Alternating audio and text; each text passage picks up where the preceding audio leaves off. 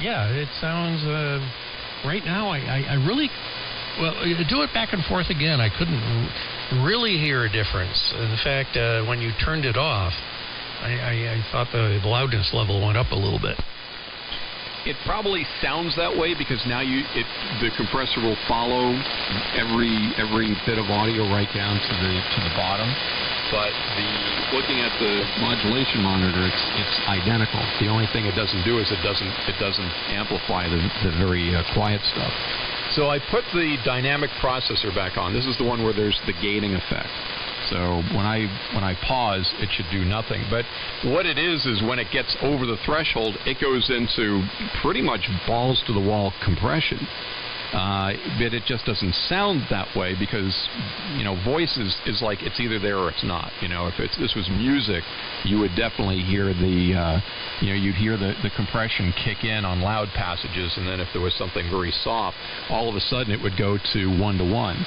That's basically what it does. Is below the threshold, it goes to 1-to-1. It doesn't mute the audio. It's not an expander. It's not a noise gate. It doesn't like turn the gain all the way down. It just freezes. It just goes to 1-to-1. But over that threshold, it's about 10-to-1. It's pretty aggressive. And one BCG. Well, now that you explained it, I can hear it. And when you get on the mic, really, it's very sensitive. There's a threshold level that when your audio, when you get on the mic a little harder, I can hear the compression go up. And when you back away from the mic, the compression drops. In other words, it's very interesting. It's kind of like a compression at a higher audio input level. And when you back down, this is what I'm hearing. I'm telling you what my ears are telling me. It's about dynamic range. It's not frequency response. So you're dicking with the dynamic range of the signal. And that's what I'm hearing. And it's good, but, you got to sit at that sweet spot because, if you're talking to someone, you're going to hear, like, all of a sudden you sound louder, you back away from the mic, and all of a sudden you're going to sound weaker or something. It's a very interesting sound. I think it's accomplishing what you want to do. Over. All right, so I'll give you an example. You want to hear an AB. I've defeated it now, so now it's running just like a regular compressor. And that's the thing. So like when I get back here, I'm looking and I'm still fully modulated. I'm 6 feet away from the microphone. So then as I get closer and I sit back down again and I talk into the mic, this is what it would be like if it was just a compressor with nothing. Hang on a second, I got to go back over there and put a jumper back on. It's not even in a case. It's on a circuit board sitting on a table. I got to put a jumper across it. Hang on. All right. In fact, I hear feedback from the monitor speaker. Now the dynamic processor is turned on again. So now it's, as I was describing before, when I'm on the mic and it's over a certain threshold, it's the same amount of compression that you were hearing before, but only above the threshold. So now when I back away from it, now I'm back to 6 feet away, and it doesn't bring the audio up. So, in other words, I was background noise when I was standing over there, but now I'm up on the mic, and it technically, when I'm talking, it's just as much compression as it was the other way. Yep, exactly. Well, that's, I was trying to describe that, but that's what I'm hearing, exactly what I'm hearing, because when you went back with it off, I could hear there almost room echo and everything, and then when you got on top of it, it sounded good, and then when you kicked it in and you backed off, of course, when you backed away, your no room echo, your voice was really weak. So it sounds like a soft noise gate. And there are so many ways to describe it. Chuck, I don't want to keep you with this. I appreciate all the comments and the insight, and it's good to hear from somebody else describing it because in my mind I know what it does and I know how to describe it, but you pollute yourself that way. You get to know something too well, and you need to have somebody else hear it and get their opinion of it, or hear the words that they use to describe it. And that's very insightful. So thank you very much for that. I appreciate it. N1BCG. Yeah, you sound great over here. N1BCG. Sound real good over here. K2IJY. Well, and I appreciate that too. I mean, this is a homebrew processor, which we've been spending a couple of years designing. So we're just putting it into the final stages here. And by the way, there's a variable bandwidth filter on it. I am not going to go through all the demonstrating that on the air, because it works the way you would think, but it's one of those. It uses a pair of SCAF switched capacitor active filter chips that in tandem to create a very steep bandwidth roll-off. So I can dial it down to sound like an ICOM, but why would I do that? Or broaden it out. So this is just sort of like an okay setting here, because I just don't like that ICOM sound. All right, so that's it. I super appreciate your opinions on it, and mostly because it's a new opinion and a new perspective that I can't get anymore because I'm not objective. And one BCG. Yeah, okay. Well, no, that's good. You got to ask it. But opinions are like, what? Everyone's got one. Switch capacitor filter. Get more opinions. See what they think. And what you're dealing with here, though, is subtleties. You're dealing with subtleties that I would say 95% of the AMers will never notice. And 99.9% of ham radio operators won't notice. So it's got to be a bit of an intellectual exercise, I would think, because I've played with audio over the years, asked people and I'll tell you, it's people are tone deaf at all. Well, I don't want to say tone deaf, but it depends on the receiver, HEC settings, bandwidth settings. It's unbelievable, and like I say, you're never going to please all the people all the time, and it's just when you're dealing with things like dynamic range. That's a subtlety instead of frequency response. So I think you know what I'm saying. K1KW, over. Absolutely. Anyway, good luck with it, and carry on. Not carrion, but carry. Carry on, because it's always interesting to do new stuff. And I wish I had back 20 years ago, I was playing with all these compression chips, limiter chips. Oh my God! Over the years, all these stuff that National Semi came out with. But I'm an old buzzard now, and I'm too old for this crap. So I just cheat and buy an Optimod and be done with it. But it's good to experiment and try to equivalate, generate an equivalent.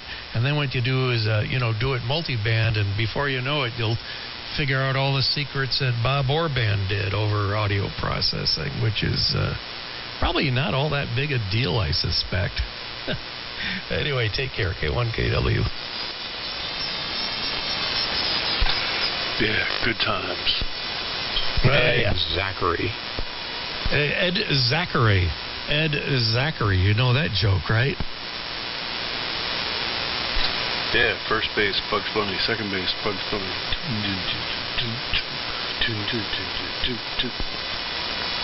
You know the national chip, MF6, MF10, they used to use them for filters. Oh, yeah. Over the SCAF filters, which N1BCG was talking about. I did those back years ago, switch capacitor filters. They could generate some interesting filter responses, but they can't compete with some of the SDR stuff, software stuff these days. But it's a very good approach. I did that years ago. It's easy and it's simple, and doesn't take any software. I got a bunch of those chips left, MF6s and MF10s. Yeah. Good old school technology there, Dave. Over. Yeah, I know. I was doing something years ago. I built this filter for. Let me see what I'm doing. Oh my Lord! Dang, right it off. Hold on. Yeah, let's see what's going on here. Here we go.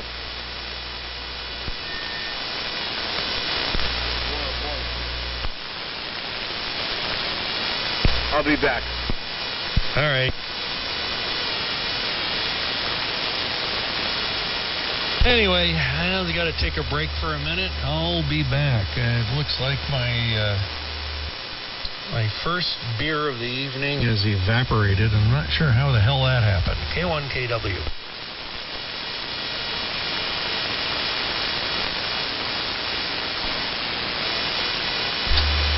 Clams on the half shell and roller skates. Roller skates.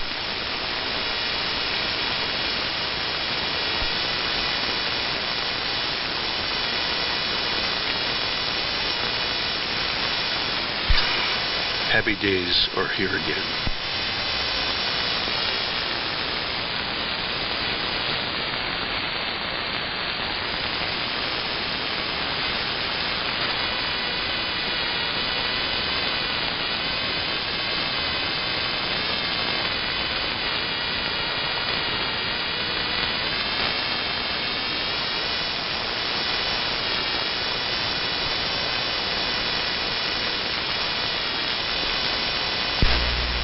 Yeah, okay.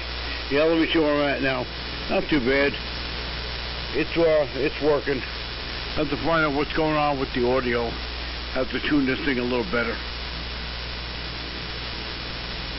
There we go. A little better. K2RGY. Okay, anyway. Yeah, I played around with those MF6s, MF10s for years and years. I played with those, building all kinds of filters. They worked okay.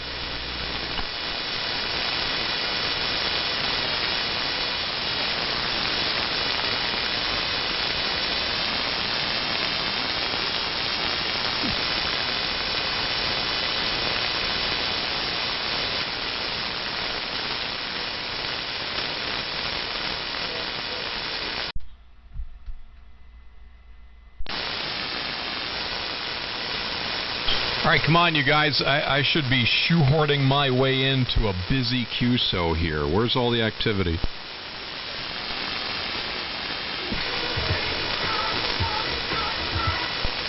Yeah, good times.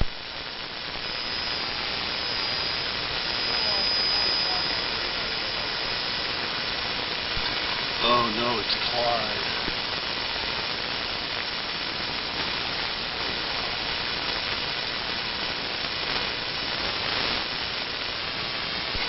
Oh no, it's Clyde. Barely Vermont. So, what processor is this? It's the Max processor. Actually, you can. No, we talked about this. Yeah, I thought you were talking about the Max, but you said it sounded like you were trying something new with it. Because I know, you guys have been working on it for a while now, and you made it sound. I thought it sounded like it was something new, like newer than the Max. Oh, the two new things about this is that we're not using someone else's compressor chip. We used to use a 2166, but the problem with that, number one, is it was surface mount, which I hated. And number two, we didn't have enough access to the different functions of it. I mean, it was a compressor and a limiter, and they were co-joined, and there was no way of connecting. There was no way of operating them separately, or no way of connecting to them and getting them to function the way we wanted separately. So we ended up saying, all right, you know what? We're just going to build our own compressor circuit. So that's number one. And number two, that allowed the gain gating function from before to turn into the dynamic processing function, which is way more comprehensive than what we were doing before. So that's what I'm trying out here. This is the final release before the official release. Hey, by the way, if you want to see it, there's pictures. If you go to internetwork.com/Max, you can see the whole thing. So internetwork.com/Max, MAX, and then you can see pictures of the processor and all kinds of information about it. This is theoretically this is purportedly the final version of it before it gets turned loose. Yeah, okay. Good evening, Bob and Chuck and everyone else there. It is a little grungy sometimes. I switched to synchronous detector off, and my detector's having a hard time demodulating it. You know what I mean? So you probably got a ton of positive peaks, I would imagine. But I mean, besides that, it sounds fine. Just I knew you were doing something different. You know, you have usually a very distinct, very extremely clean sounding signal.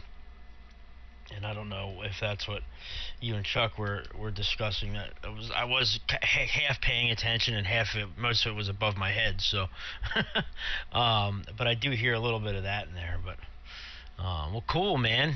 Good on. I'm glad you're working back on that project, man. Cool stuff. One of these days, I'll get one of those. I think Blaine had one or something that he had put together, and I was thinking about getting it a year or so ago, but I never went through with it. But it is a cool little unit. W3MMR. Good evening to all. Actually, Blaine gave it to me. He gave me his board because the thing is we had changed it so much since the one he bought that we're just like, it's night and day. So he had an early one. You know what, that grunge, Perry, I think you're right that it exists because I do hear it when I put the headphones on, which is not a good way of figuring out how you sound. But the board, it's a circuit board sitting on a desk. There's no shielding, no enclosure,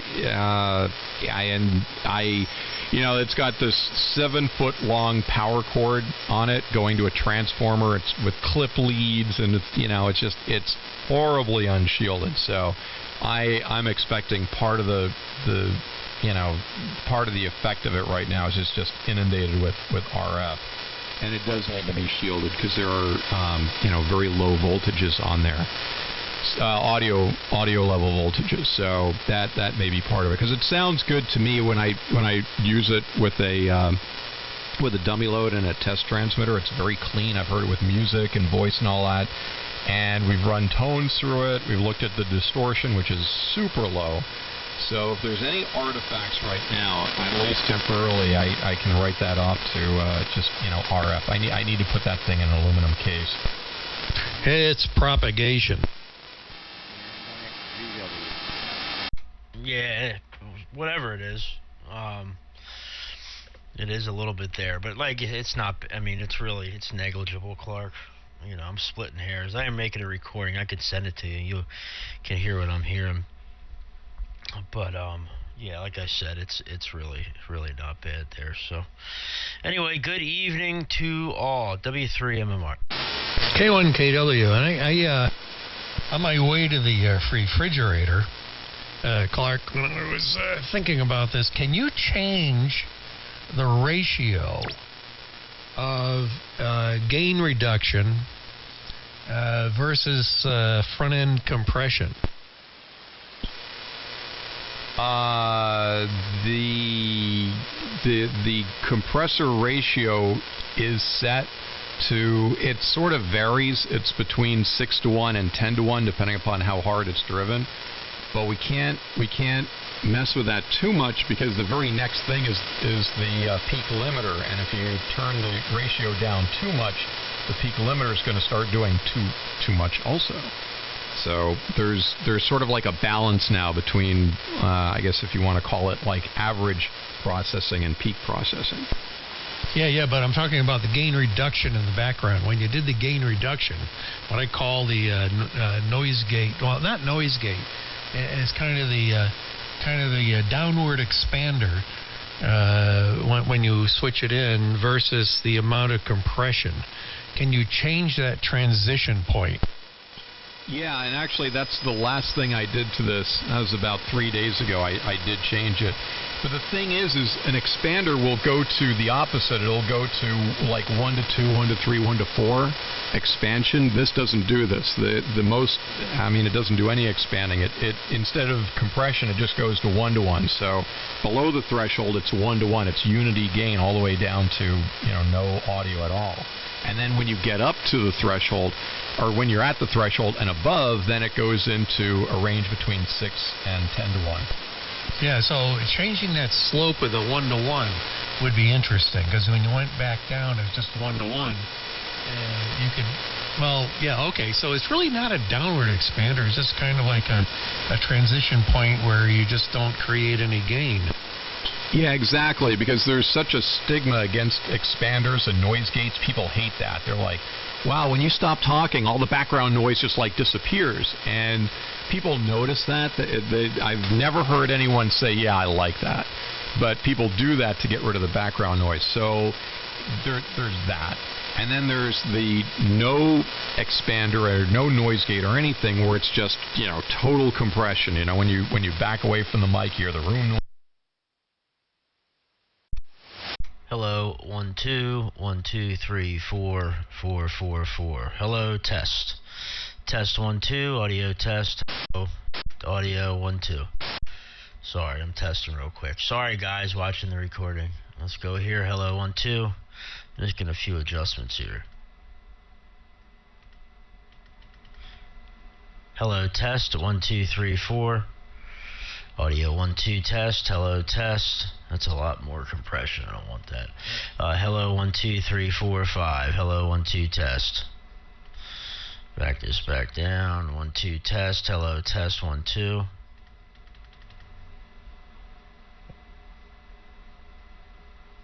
One two test. Hello 1 2 3 4. Audio 1 2 test. Audio test 1 2. W3 MMR testing 1 2. 1 2 3 4 5. Hello 1 2 1 2 3 4. 3 more dB of leveling. Let's try that. If you can do that in a multi-band environment, it would be even more interesting. Well, see, then we also took a page from Orban, and interestingly, I had a discussion with Bob Orban at the NAB a few years back about this. I had no idea. This is like 15 years before I wanted to build my own processor, but I did talk to him about that. And as I guess like the net without having to go through the discussion again is you notice like on your Orban, or like on all of them, which are software based, when you select the news talk or classical or stuff like that, the number of bands drops.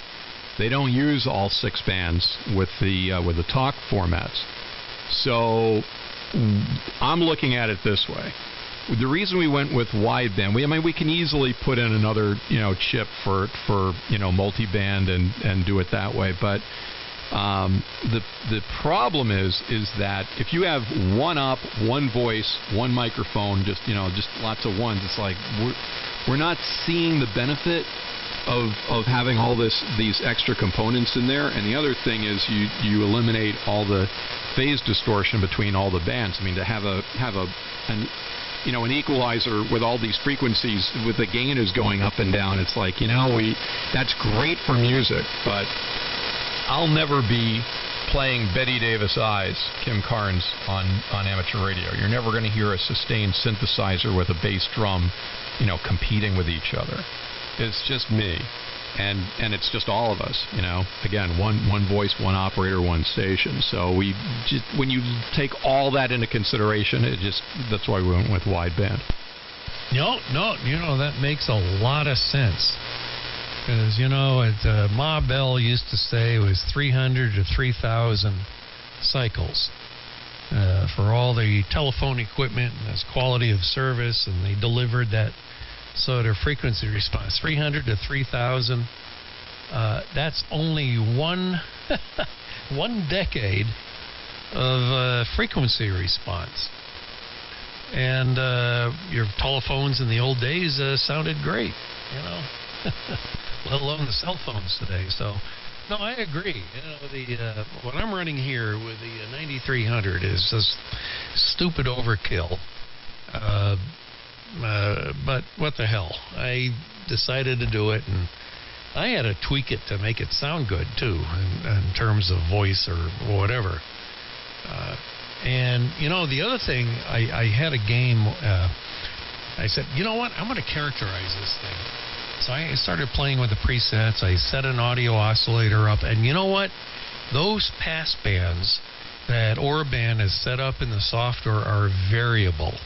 Depending upon which bandwidth you set, they select 3 filters, 4 filters, 2 filters, depending upon the output bandwidth. And I think that's what you were alluding to.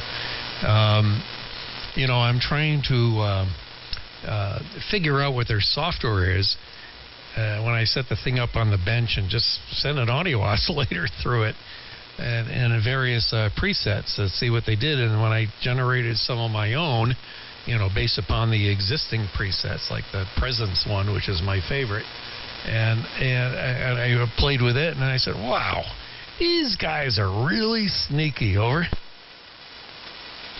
Yes, they are. Well, I see you fully dabbled into the advanced setting option. Oh, yeah. Oh, look, you can control the amount of clipping for each one of the multiband processors. Wow.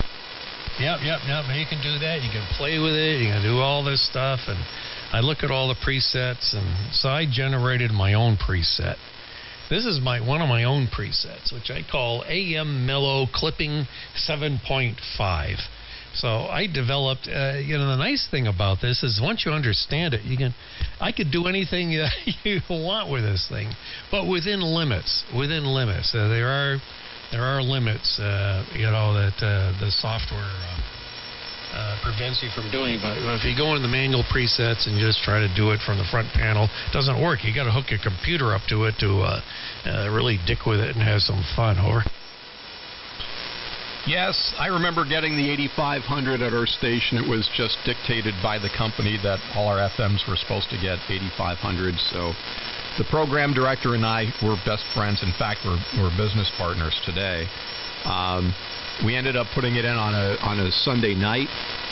We ordered pizza and stuff so we could, really hunker down and listen to it. And, at that point, the station was automated, so no one would complain about stuff. And we would make we'd listen in on the big studio speakers, the JBL monitors, and be like, all right, let's run down to our cars 3 floors down in the parking lot, familiar radios, and listen to the song. All right, it needs this, it needs less of that. Run back up the stairs, make some changes, and this is all in the advanced settings.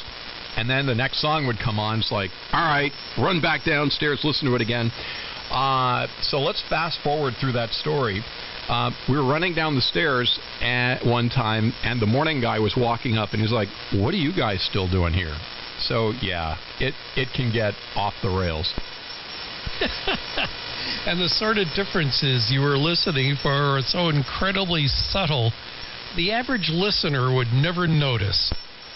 Well, it's true, but the thing is, it's like things change. Like, you're just like, wow, there's what happened to all the low end. So you dial in low end, and as you know, you can control what the low end is. You can define that, and then that's on the studio monitors. And you go down and you listen in your car, and then the next song comes on, like, oh my God, too many lows, and then you go up and you chase yourself, and this could go on for days. And one thing I've learned from putting in the 8300, 8400, 8500, and lastly before I left the 8600 is you set it so that the station generally sounds good and leave it for a day or two because you got to sleep on it and then come back and revisit it. If you don't do that, it is totally possible to destroy yourself trying to find the perfect settings. And one BCG. The interesting thing I found is that when I got in there and started dicking with them, if you do the user panel controls and the ones that they only want you to play with, he was absolutely right, because you can go off the deep end on stuff, and you don't want to do that. And the limitations that are given to you I think are absolutely correct. I never found anything outside the parameters that I was allowed to do without getting into the computer that gave me anything better. I just did stupid stuff, So, I don't know. He's been in the world for, 30, 40 years doing this stuff, so I don't know. It's crazy. So, I got in there, I dicked with it and played with it, and now I'm back to something that's pretty close to one of the original presets. And the other thing which will make people nuts is that everything is interrelated. You change the compression ratio of one of the bands, that changes the clipping drive. If you change the clipping drive, it changes the output mix. It can be mind-boggling how one thing will require you to change everything else in order to change one thing. One item that they do have, which is handy, is the more and less control. So if you find a preset which is basically good, you can use that more, or you can switch it to more and less mode and then dial the knob up or down. And it will change everything all at once, but everything that it changes, everything will be in the right proportion. So you don't end up with a case of, now all of a sudden your band 4 clipping is being overdriven, and it's like, where's that grunge coming from on just certain songs? You don't have that. So that I have become a big fan of the more and less control. Yeah, Chuck, you got a second? Yeah, go ahead, Dave.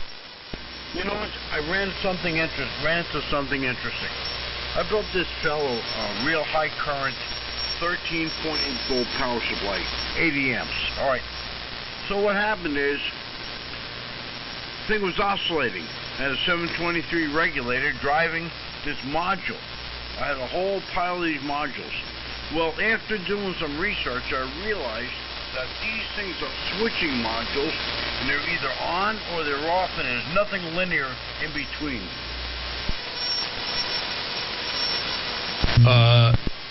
Yeah. What's that, a switching power supply, Dave?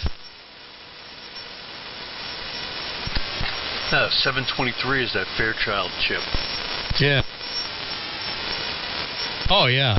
That's a very early regulator chip. I used to use those back in the 70s, 80s, I think. You could sit there and dial in a regulator voltage or something, as I recall.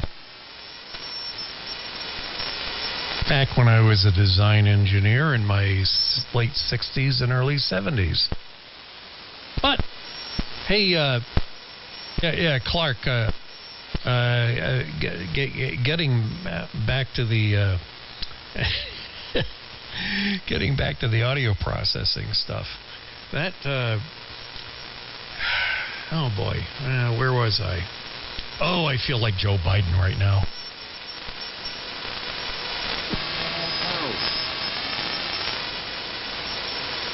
I like the guy that he put in charge of the airlines. Yeah, I know. Yeah. No, I just I got two people calling me on a 2-meter repeater, and my girlfriend just called me. I lost track of what I was doing. Hang on. I'll be back. K1KW. And 1XZW. Hey, Charlie. Joey Biden hit the road with that. Well, are you on that? What transmitter is that again, Charlie? Oh, I'm not talking. Bob keys over me every fucking time I start talking. Screw this.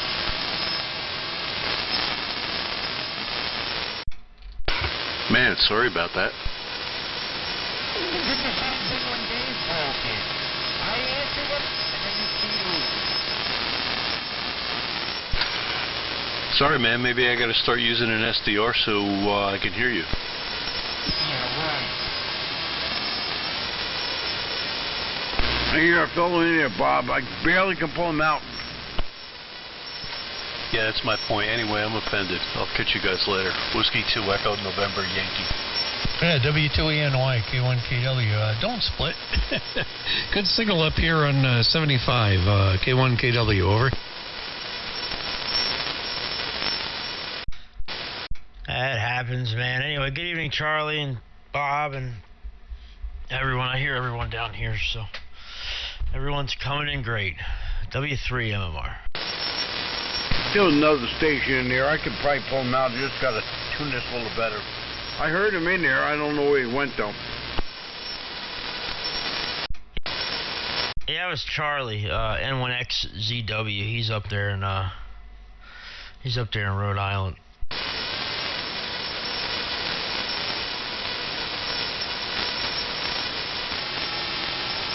No, I'll listen for him. I didn't hear him that well, but I didn't have the receiver really tuned in that well. So sorry, somebody keyed up on him, I guess. Well, I don't know. I don't think it was done on purpose. I don't know if we heard him. That's all.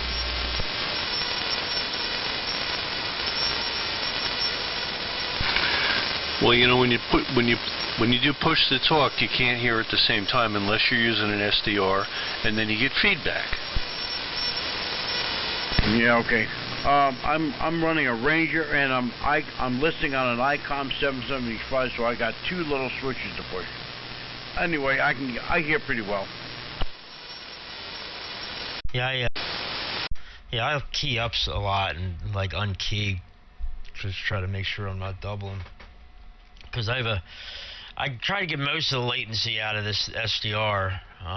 I got pretty much down to almost no latency, but there's still a little bit in there. So, especially guys obviously have analog transmitters, they're instant. So sometimes I try to be careful, because if I don't, I end up doubling a lot. Yeah, what SDR are you running? I'm on an Anon, Apache Labs Anon 7000 DLE Mark 1, I call it, the blue face, the original 7000. All right. Well, that's pretty good. So I'm running the Anon Apache 100D, one of the first ones they made. Over. Yeah, Chuck. Well, it sounds good. Yeah, I had a 200D before this. Then I sold that because Rob, W1WOR, formerly N1ALF, was selling this 7000 that he had gotten from Phil, W2PHL. So as soon as it came up, I jumped all over it to keep it in the crew. That all sounds very incestuous. Ooh, incestuous. Ooh, all in the family. I just bought a 7000 DLE and a new computer, and I haven't hooked it all up yet. But you know what? If it ain't broke, don't fix it. I got to hang in here.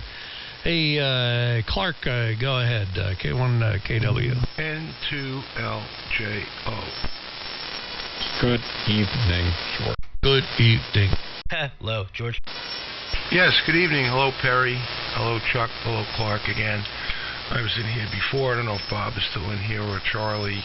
And took a shower, ordered some Chinese food, waiting for Kathy to get home and have dinner. So figured I'd kill a little time here with you gents. Chinese. Chinese. We're honored. Yes, we got food from China. What'd you get, the Wuhan special? I got steamed chicken. I was actually good tonight. Steamed chicken with broccoli and egg roll and wonton soup. And Kathy got war wonton and wonton soup. Yes, I'd like an extra portion of the wanton acts of aggression soup. Well, I think I had it in January before that March. And I think I got it over there, going to pick up food with all the people they have off the boat going in and out of the door and touching the door handles and the handle to the door, the bathroom going in. I don't touch the handle going out, but I'm pretty sure I had it early on. General Gao's chicken. Not bad. Yeah, and for the record, I introduced 2 milliseconds transmit delay. Like when I key the foot switch, the transmitter actually keys up. And a lot of times I'll catch, like when I push the foot switch, that I will hear somebody else come in and I just unkey. So, I don't know, man. I don't get it. It's latency. Yeah, I'm listening on my own local SDR here too. Yep, latency is an issue. Yeah, you don't worry about it. You know what I do is when you're dealing with latency in a QSO, when someone's about to stop transmitting, key it like 100, half a second before he's going to sign, and then you can say something. Well, that, and also, like Perry said, you key up and then just on a certain syllable with a certain inflection that is indicative of you continuing to talk, you just unkey for a quick second. And I think that's a lot better than saying, let me see if I've got it. Right. Yeah, you kind of like you break, like you pause between words, George. Yeah, that's a good way to. That's exactly how to describe it. Yeah. Well, you got to learn how to pause between words if your rig can handle it. Over. The Vox, baby. No, it ain't Vox. It's just what I'm doing. How many rigs do you need to key up? SDR, amplifier, and just say what you want. You sound like one of those guys on sideband when they have the Vox delay set too fast. Yeah, I know. Well, every rig I've got set up with a plate modulation transformer and everything, I can yeah, and not kill anything. That's great until you fall asleep, and then people have to hear. Yeah, if you leave it on. Here's Tim. Let me give you Tim's phone number. Oh, okay. I see we're going there. Yep. Yeah, I know. That's what you're referring to. I don't care for Vox because then you have to keep your, extend your syllables. Yeah, and then you sound like a sidebander. Yeah, well, you're supposed to let it drop in between. You don't have to make sure it's keyed up all the time. But if somebody's got their Vox set up correctly, you can't even tell, a difference between push to talk or Vox unless they have a ton of background noise. Unless you're on AM. On sideband, I agree. On AM, I don't. Oh yeah. Well, on AM, the presence of the carrier indicates to everyone that you're going to keep talking. But on sideband, if you stop, and someone else is going to start talking, and maybe you're not done. Yeah, it's kind of like a Joe Biden moment. Is someone going to say something? Yes, sir. All right, very good. President Harris and I. What? Jill? Who's the president? Well, you're kidding. When did that start? You got to do your Senator Fetterman imitation. I've never done one. Just dress up like a carrot. Or dress up like Uncle Fester. That too. Well, isn't that Fetterman? Yeah, exactly. Uncle Festerman. Good night, everybody. Good night, everybody, and welcome to the morning. And I support fracking. I operate AM, and I like AM. I support AM, and I operate AM. So I am supporting AM. And I am on AM. Good times. Yeah. Still wrapping my head around 1010 winds being on 92.3. Well, if you own a Tesla, that's the only way you can listen. I know. They're not putting AM in there. And I think even the cars the electric cars that have AM have very severe interference on AM, I believe. What's this? AM radio in electric cars. Oh, yeah. No, they can't do it because of the inverter noise, motor noise, and all that crap. I just saw an article talking about that AM radio and in new cars, and people that are for it say they need it. It can be basically the difference between life and death. So cars need AM radio. How does that argument go?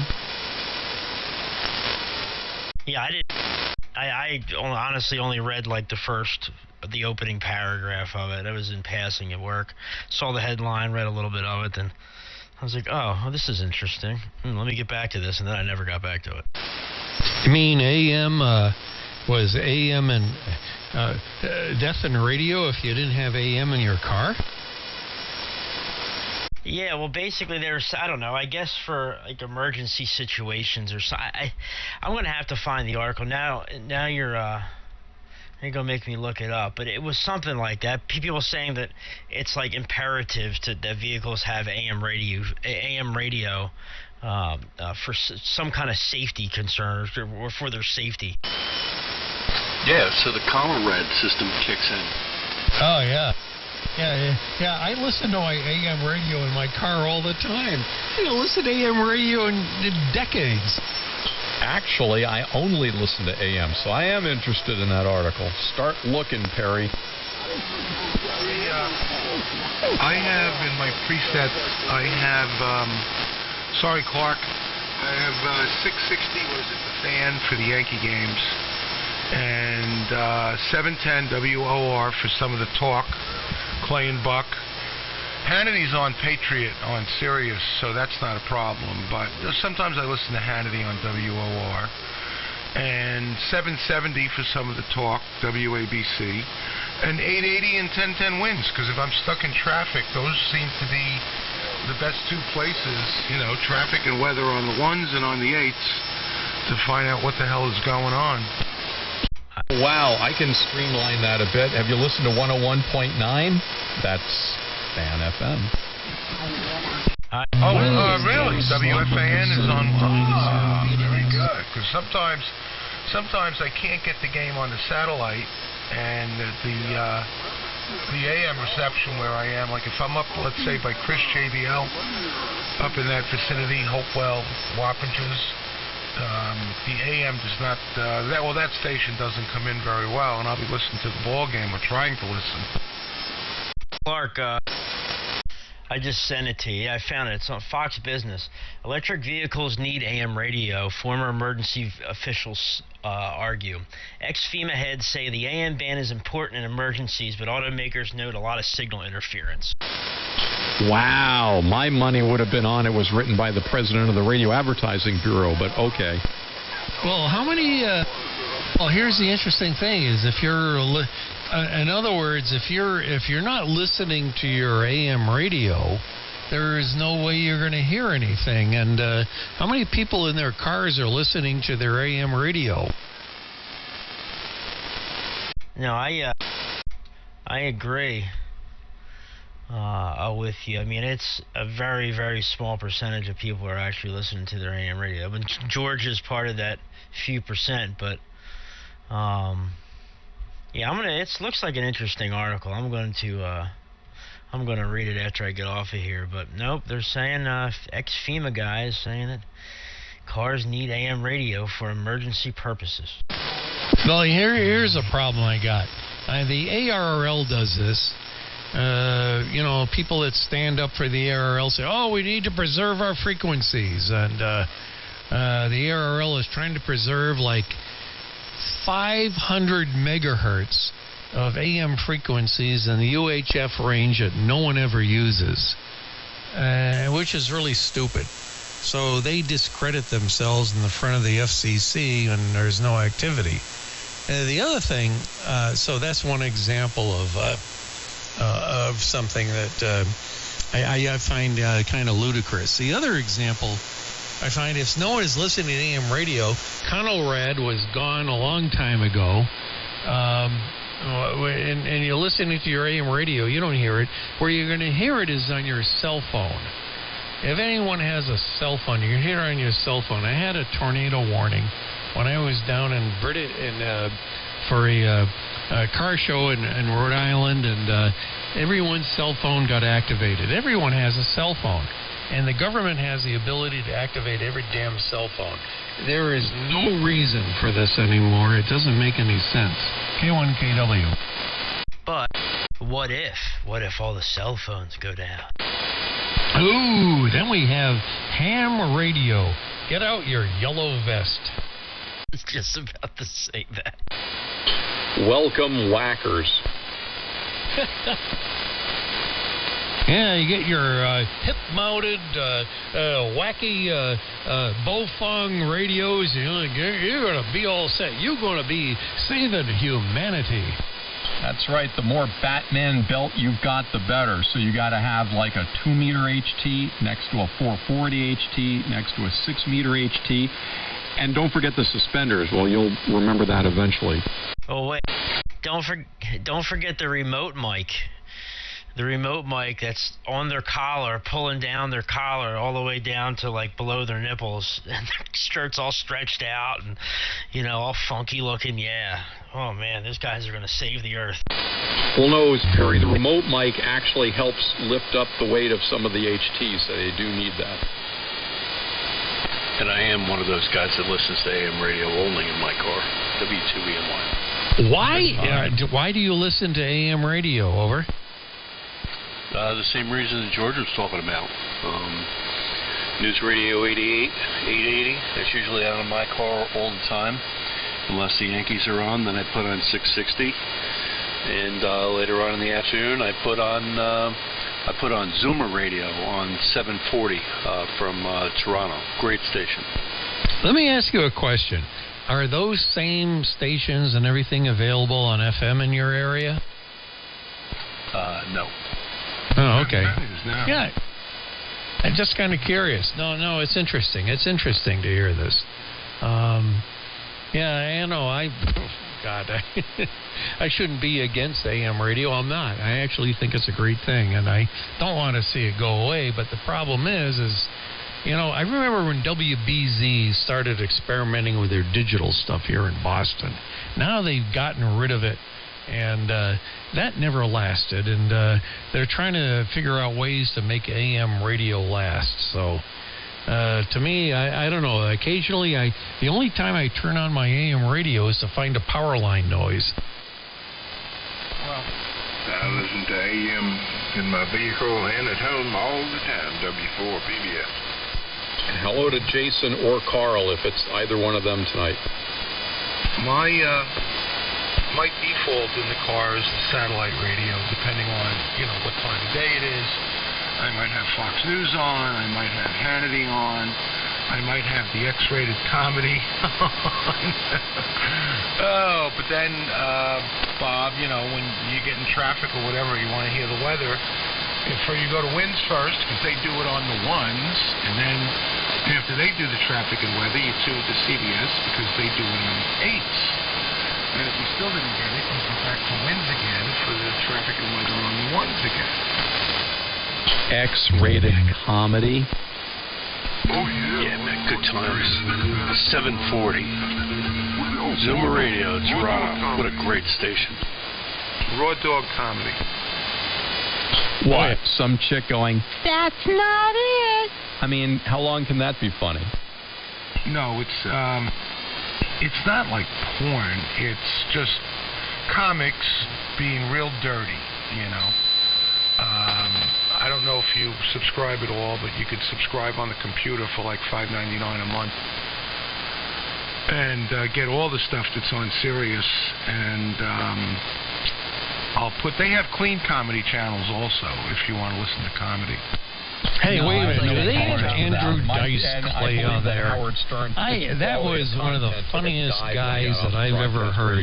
He was that really channel clever over. when he was on WNBC and then on K-Rock, because everything he did had to be thought through. Like, you had to use innuendos. Anybody could listen to his show. I mean, anybody, kids, parents, everybody. And he had to be clever about it. Sorry to force cleverness into comedy, but there's a certain skill to that where you can say something and everyone thinks it's funny, but you can get away with it. And then he gets on XM, and it's like, F this, F that. It's like, this is such slacker crap. Yeah, it was Andrew Dice Clay on there? Yeah. Who are you talking about, Clark Imus? Howard Stern. No, Andrew Stern. Dice Clay. Yeah. That guy was I know the Richard Christie pretty funniest motherfucker I ever heard. Over. That was quite a message. Well. Yeah. Never That other guy, John Valvey or something like that. Yeah, no, I want to know. Yeah, I want to know if Andrew Dice Clay was on that channel. That guy had intuitive knowledge, and he was totally irrelevant. I mean, irreverent. Irreverent, I think is the word. A nasty son of a bitch that was totally right. And Dice, and good evening to the Foreland station. Sorry about not getting you worked in here, but Dice was always on with Clark's favorite people, Opie and Anthony. Hey, I'm over here now. He's from Brooklyn, Dice. Yeah, Andrew Dice Clay, is that the guy that's on there? I don't know. You mean on the Raw Dog Comedy Channel? There's a lot of different comics on there. Yeah, the Profanity Channel, but that guy is years ago. I must be aging myself because he was a funny guy. He was a funny guy. Spoke the truth way before the truth could be spoken in this country. Yeah, when I was in high school, or shortly after, I remember there was a time where I used to go around in parties and say like some of his skits. And man, I would have people rolling on the floor.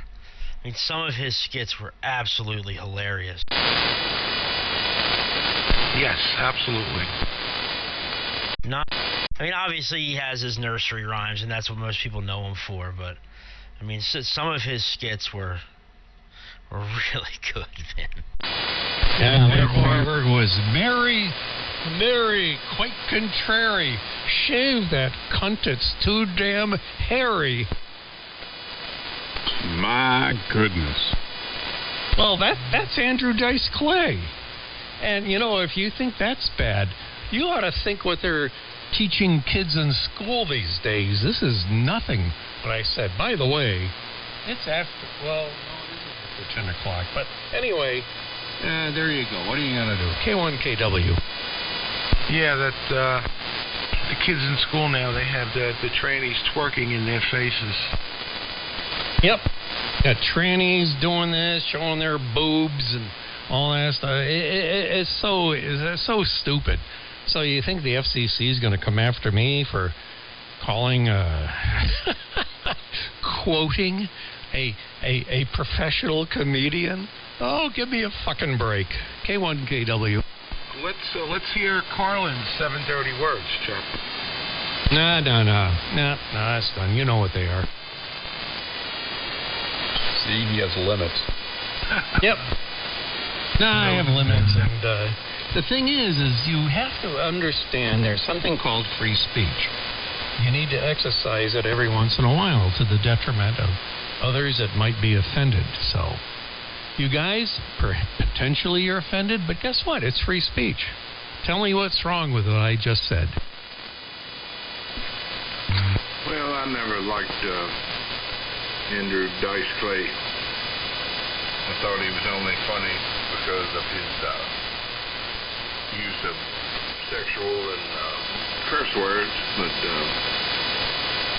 anyway, that being said, I believe in free speech, and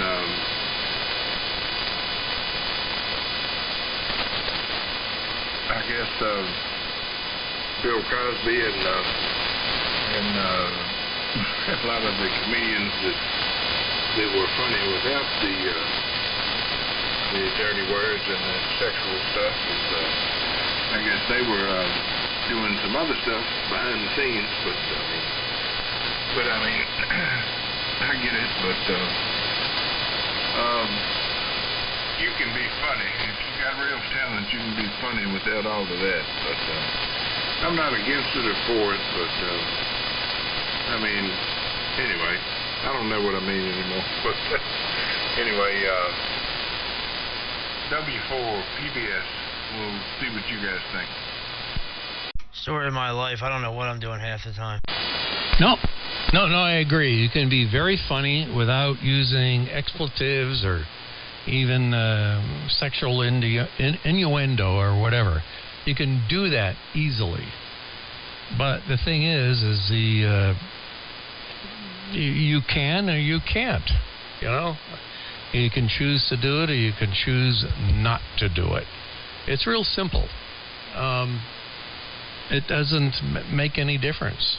To me, frankly, I find the sexual jokes and all this stuff kind of stupid and everything. But I just did that to raise a point.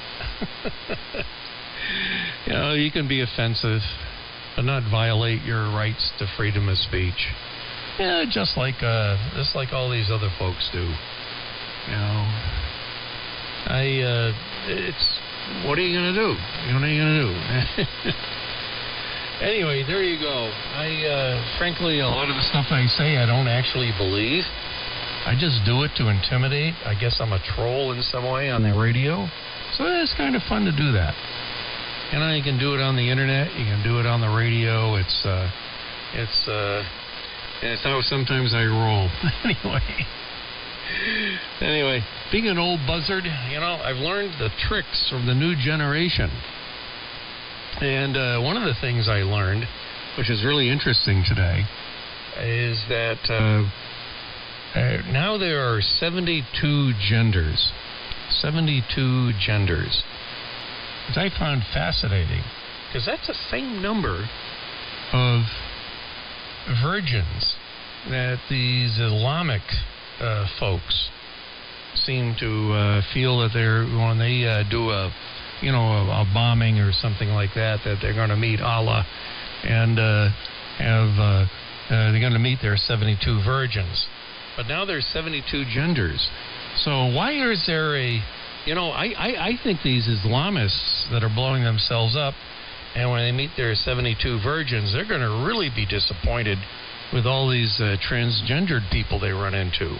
Anyway, that was just kind of a thought. K1KW. The fine print in the Quran actually does not specify that those virgins are female. I think that's an important point. Yeah, they could be goats. Probably like that. Don't joke here about the Quran. We'll have a fatwa against us. And in Batata. Hey guys, I got the dinner call. I'll see you cool cats later. Whiskey 2 Echo, November Yankee. See you, Bob. Yeah, 7-3, Bob. And Take care. Batata, by the way, is not necessarily a menu item at Taco Bell.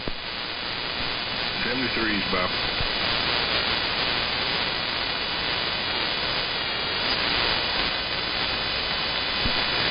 It's good to get on AM radio and talk to some people that have a little bit of sense left in their brain. Oh, God. I love hearing you guys. God, everything I deal with every day, and the new people they hire, and that's where I work, and I got to train them, and I'm probably going to be unemployable in another year. I don't know. W4 PBS. Hey, I got the dinner call now. I got to go. 7-3, Chuck, and W4, is it PB or PVS? And Clark, and I'm not sure who else, but Forgot about me. I'm sorry about that. I will perhaps be back after dinner. 7-3 for now, and 2 LJ. Yeah, and don't forget sparkling Perrier. Oh yeah, Perry. I'm sorry. That's fine, man. Take care, George. Good to hear you, man. Enjoy your Chinese food. Yeah, I get too excited. We need a 3873 playbill. Like a list of cast, and that'll make it easier. I get too excited when I'm about to have Chinese food. Sorry, Perry. Anyway, catch you later. N2LJO. That's it. Bringing his own cream of some young guy. Ugh.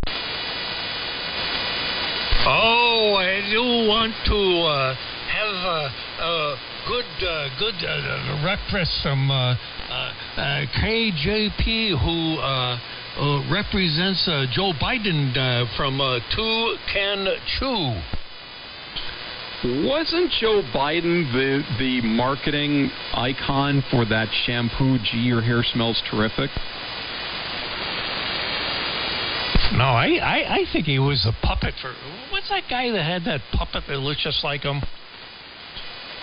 A gray-haired puppet where someone's hand is up the ass? Yeah, exactly.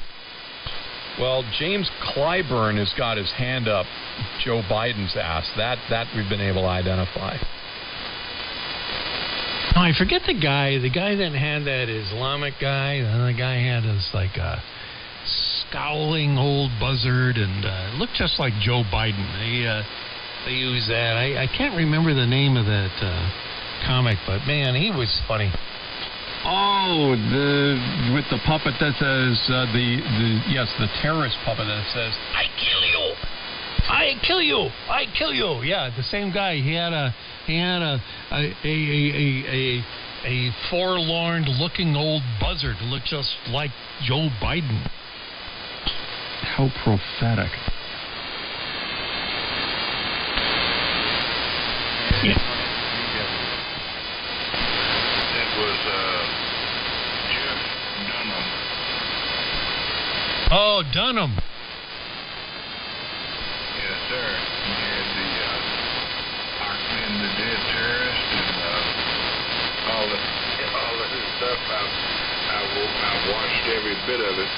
That's Jeff Dunham. Yeah, Jeff Dunham. That's it. That's exactly it. And he had that the old man puppet way before Dementia Joe got into office. He had that old man, which just looks like Joe Biden.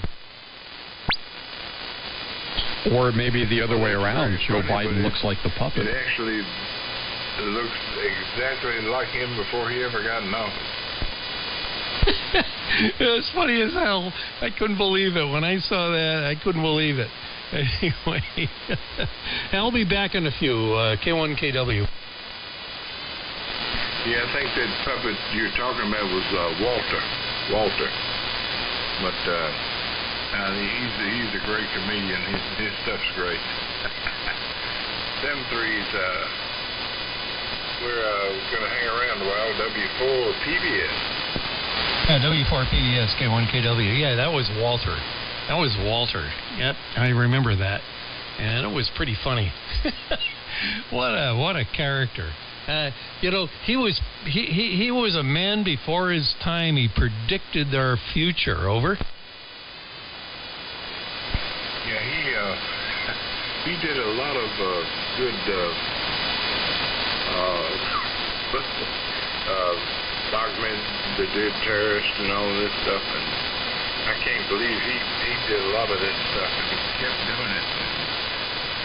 I guess he's on the. He's got to be on the kill list for the damn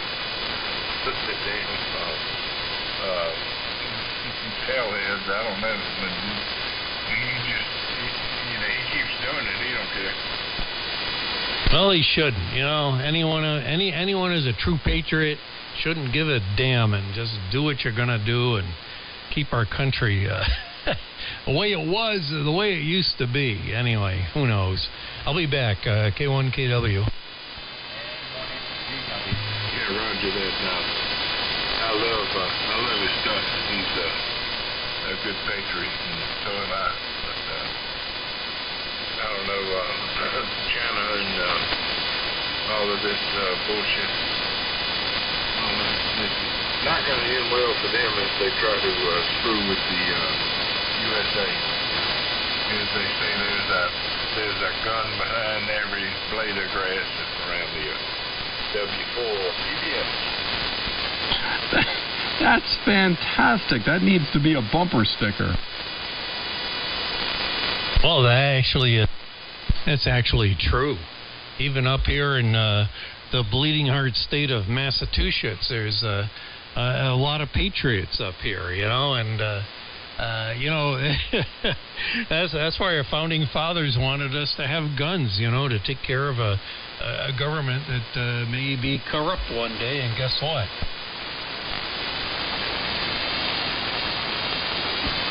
One day, how about being corrupt? Well, they have time to straighten it out, but when the time comes. I'm sure I can defend myself and probably 5 or 10 up the street, down the street. Just saying. I've got the capability. W4 PBS. Hey, Jason, is that the Valiant? Oh, no, it's the 7300 and the 3001 amplifier for you. Oh, all right. Well, I was about to say, boy, that sounds real good, but now I know why. Yeah, well, the van's still here, but I got tired of fixing the breakdowns and everything, so I've got the 7300 and the Collins 3001, and I'm not hitting it too hard. It's about 100 watts of carrier and about 250 modulated, so hopefully it sounds pretty good. Yeah, it does. That's what I was saying. It's like it's super clean. So, all right. Well, now I've got my answer. N1 BCG. Yep. Yeah, it sounds pretty good up here too, Jason. You're plenty strong, 20 over. Charlie, good evening once again to you. And yeah, probably just gonna sit back and copy the mail. Start working my way into the other room. Getting on the couch, watching TV. So, good hearing you guys tonight. Charlie, maybe I'll catch you early in the morning. If I can get my butt out of bed on a Sunday. And, Clark, good on the Max processor, man. Sounds good. It's, definitely sounds, it's sounding, I'm getting more used to it as the QSO has rolled on here, so good luck on that and getting it into a case if you're ever going to put it in a case. So I know you're still testing. So, and Jason and Chuck, and I know George and Bobby and Y, you guys were in there as well. So we'll look for you guys next time. W3MMR. All right, Perry. Wow, so the Max is an acquired taste. I've got to report back to Rick about some of the comments here, so I'll put you down for that. An acquired taste. No, quickly. No, I'll send you this recording when I get done with it, so you can hear it for yourself. It might be the RF that you're talking about. I don't think it's conditions like Chuck said, because it's been in there the entire time. It's not selective fading distortion or anything like that. So I'll send it to you, but just so you can hear it. But it's not an acquired. You stop it. I'm sorry, what? Yeah, okay. That'd be great. Thanks. Terry, before you go, If you could send me a bit of a wave file of my audio, that would be appreciated. Especially since I'm in the bourbon pretty heavy, as you can probably tell. 7-3's pleasure to talk to you guys. W4 PBS will be clear. 7:30. Yeah. Keep up the good work there. K1 and KW. All right. Yeah, I heard you, Charlie and Jason. If your email is good on QRZ, I'll send you a link. It's going to be on YouTube, so same for you, Chuck, or you could just search your guys' call on there. And it'll be up there probably by the morning. So it takes a while to render the videos, especially 4K. So we'll look for you soon. Yeah, what's up, Charlie? The question that you asked me when Bob keyed on me, I'm on the HT40, and that latency has something to do with it. When you had acknowledged me and asked me a question, and I went to key up, and he started talking. Yeah, the latency does have, an effect. And it's some people I've noticed have a lot of latency, a good half a second or more. Mine is down in the milliseconds, but it's still there, so you still have to be mindful. So, but yeah, man, good on the HT40, Charlie. Decent signal down here this evening. And, yeah, man, got to watch out for that latency. W3MMR. You're not getting my point. You had acknowledged me. You had asked me a question.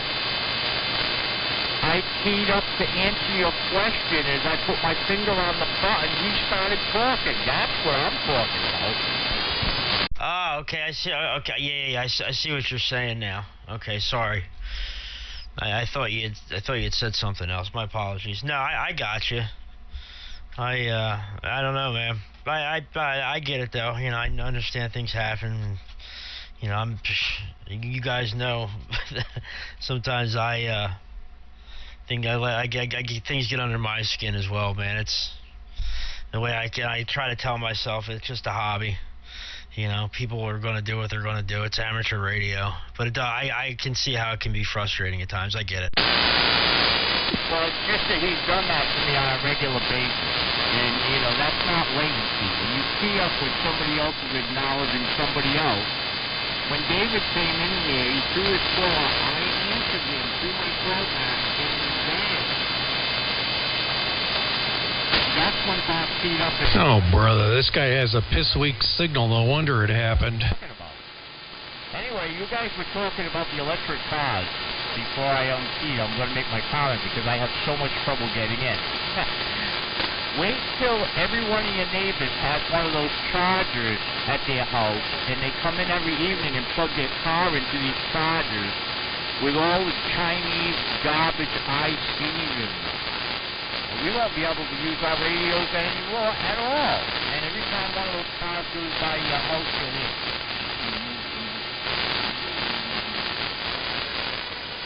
Yeah, you should hear my neighborhood. My neighborhood sounds like a freaking... It's horrible. It's S9 to 20 over at all times. And there's stuff up and down the band in individual places. You know, the higher up you go in frequency, it's better. But the lower you go, the worse it gets. All right, I'm out of here, guys. 7-3, Charlie, catch you later. Chuck, Clark, Jason, I'll send you guys a link here, and we'll talk to you guys next time. W3MMR, I'm not coming back. 7-3, Barrett. Yeah, my AM car reception was ruined this morning for about half a mile along a stretch of road, and I don't know why.